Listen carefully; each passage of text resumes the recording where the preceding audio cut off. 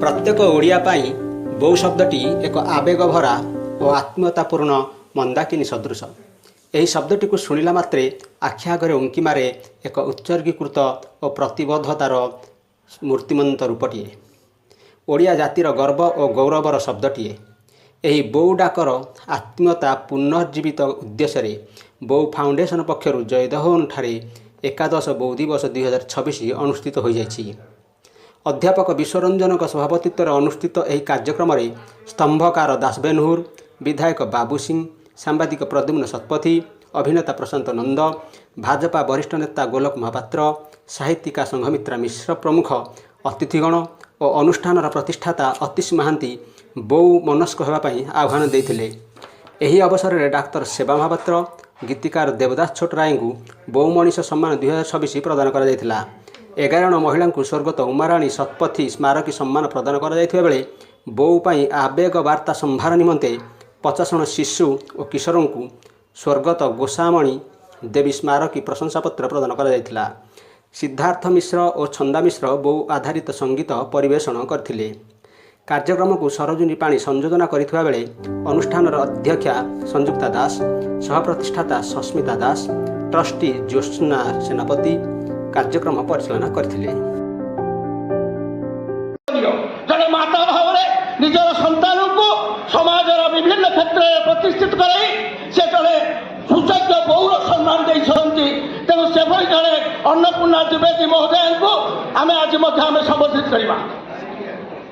नेताजी सुभाष चंद्र बोसंकर ऐकांतिक अनुगामी, महान स्वाधीनता संग्रामी, प्राक्तन मंत्री बरण्य गंगाधर महापात्र बहु तथा पूर्णांग उत्कल न्यास मंडल अध्यक्ष, भाषा आंदोलन समर्पित सदस्य, सीमा सुरक्षा अभियान आरंभ कर पूज्य पूजा संस्कृति सुरक्षा अभियान आरंभ कर मदमुक्त अभियान ओडिशा आरंभ कर अनेक संगठन नेतृत्व सीताबल्लभ महापात्र सहधर्मिणी बरण्य राजश्री महापात्र व्यक्तित्व प्राय प्रत्येक ओडिया जाइए कीर्ति कृति विशेषकर बन्याचल हो बात्या समय हो साधारण मनुष्यर सेवारे निजको नियोजित कर निज संतान मानक समाज में सुप्रतिष्ठित करे बरण्य राजश्री महापात्र अवदान तुलनीय से जड़े सुचर्या बोउ को आज आम एकादश बोउ दिवस अवसर में संबोधन कर से सूचक प्रति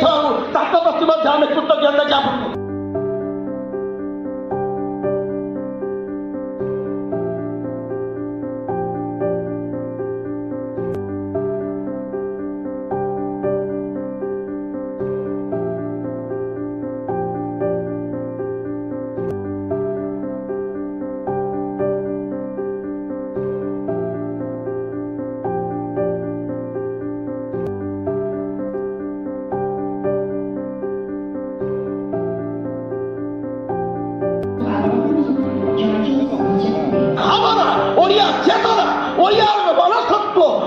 वैज्ञानिक पद्धति समर्पित भावना त्याग तपस्या तार सामग्रिक भाव में गोटे शब्द हूँ बोउ।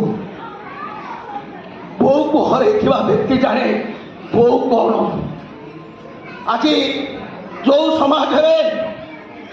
समाजर संस्कृति हूँ स्वर्णमयी लंका कथा कहते रामचंद्र कहते लक्ष्मण को भी स्वर्णमयी लंका नचे लक्ष्मण जननी जन्मभूमि श्रद्धा जपी कर जो संस्कृति कहते पिता धर्म पिता स्वर्ग पिता ही परम तप पितरी प्रतिभा पल्ले प्रिय सर्वदेवता। आज दुर्भाग्य ओडिया माटी बोउ शब्द जब लुप्त होची आज बापा मां सेवा भी नहीं जरा निवास संख्या से बढ़ी जाइए। अपसंस्कृति विरुद्ध एक सांस्कृतिक वैप्लविक चेतनार मूलभंजी अतीश महांती बोउ न्यास मंडल कर आज बोउ न्यास एकादश अवसर में मत 10 मिनिट समय दी 11 मिनिट नहीं गला। आपण मानू समस्त उपस्थित सज्जन मानू मो अभिनंदन जनाऊँ, स्वागत करुच्ची एवं बहु मनस्क मानसिकता सार्वजनीन कर सामाजिक करने एक वैप्लविक अवलंबन सकल